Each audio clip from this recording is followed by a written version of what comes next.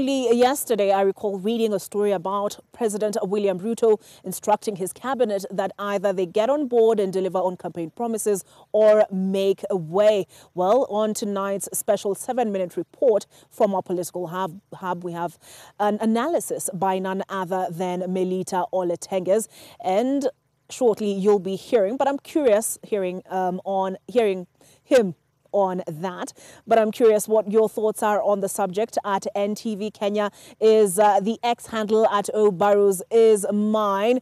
Who, in your opinion, are some of the best performing cabinet secretaries who could stand to pull up their socks? For instance, Interior Cabinet Secretary Kithure Kindiki was on the spot over the delay in processing of passports.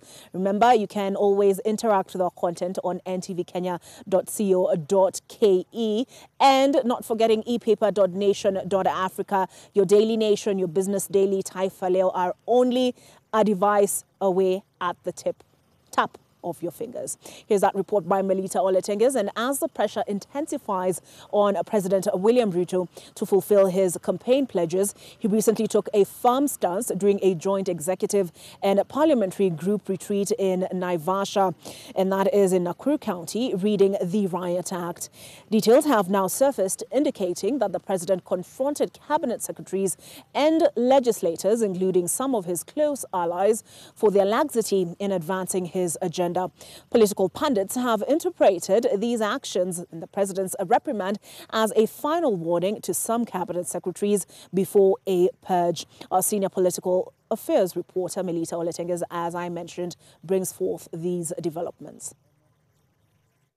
President William Ruto appears to have adopted a different approach from his predecessor, Uhuru Kenyatta, by choosing to reprimand his cabinet members away from the public eye.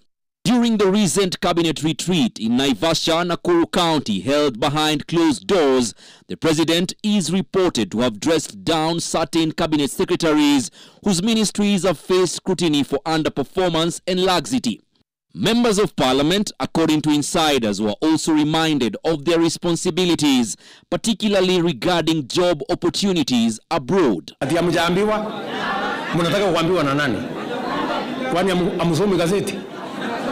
Na saa ile mimi naongea mnafikiri mimi naongea hewa. What are you, saa ile mimi naongea nyinyi mnasikianga? Do you understand English or Taking an approach of a Mr. Fix-It, the president urged legislators to pass the proposed housing levy law, a request they fulfilled in line with the directives set forth during the Kenya Kwanza joint executive and parliamentary group retreat. Despite the affordable housing bill's unpopularity among a majority of the electorate, it has been approved in accordance with the wishes of the executive and parliamentary group. It's okay for the president to call them, but it's not okay for them to vote blindly because the president called them. That's not okay.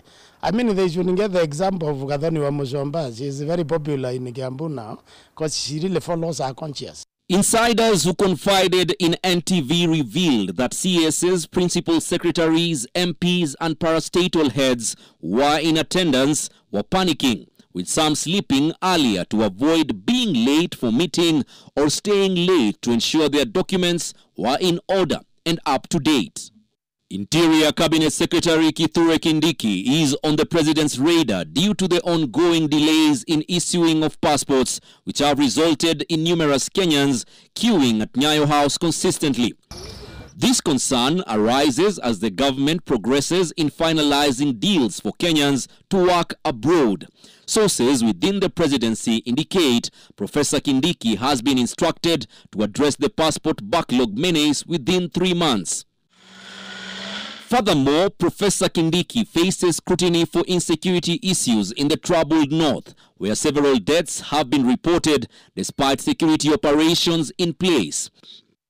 Other cabinet secretaries said to have been called out include Florence Bore, in charge of labor and social protection, and her roads and infrastructure counterpart, Kipchumba Murkomen. When the president, for example, singles out a certain cabinet secretary for a certain action, it is like your boss specifically saying that this office is not working well, and specifically person X is not doing it. That means that he is either giving you a warning, you can consider it a verbal warning to use HR language. Second, you're going to get a memo. No, except in cabinet, you don't get memos. You get an announcement that you've been either transferred or fired. Look at Kibaki. We have voted the most optimistic people in 6 months after Kibaki assuming office. Right now, we are just complaining left, right, and center. Did you know? So when they were living in Naivasha, they were being shouted by citizens. That frustration should not be there if they are succeeding.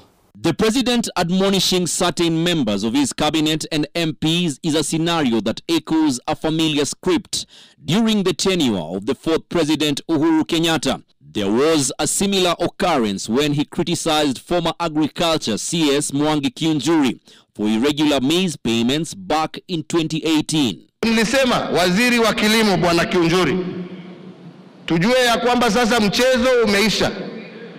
Tafuta hawa watu ambao wanakula mali ya wengine, utuletee tufunge, ama wewe mwenyewe utakuwa na shida katika hiyo shida mambo. This event marked the beginning of the end of their political camaraderie. Kiunjuri, now the member of parliament for Laikipia East, was subsequently dismissed in a cabinet reshuffle in January 2020. Speculation is rife within government circles regarding a potential cabinet reshuffle, fueled by indications that the president has expressed dissatisfaction with the performance of several cabinet secretaries during recent cabinet meetings. All the citizens want to hear is not I'm not satisfied. They want to hear there has been consequences on so and so. Wameenda nyumbani and you have gotten an efficient person. Because there is no time to waste, okay? Also, executive time. The president time is a resource.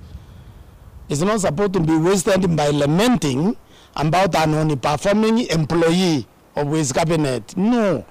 If he feels as strongly as he has stated, that is the clearest indication yet that he is planning to have a reshuffle. And as far as I'm concerned, he has got maybe 2 years to prove to Kenyans that he is actually going to deliver on his promises. And if cabinet is what is standing in between the president and delivery, then a reshuffle should be the way to go. Because simply, if the president does not deliver on his promises, if we don't see hundreds of thousands of houses, if social health care does not become a reality, if the changes that he is making in agriculture and all these things do not bear fruit within the next 2 years, then he'll have political trouble in 2027. But political pundits argue that a cabinet reshuffle could also be a move to shift alignments in the 2027 presidential race and other elective posts. From the president's mind, Central Kenya should be settled. They have 10 CSs out of 21.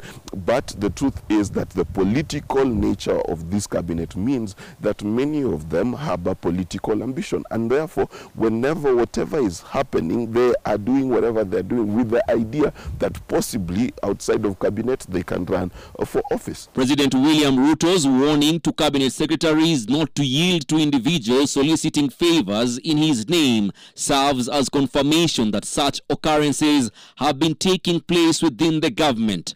This acknowledgement suggests that these solicitations may have contributed to the delay or obstruction of certain processes within the government, but by not exposing the individuals, the rot is still deep-rooted. Melita Oletenges, NTV.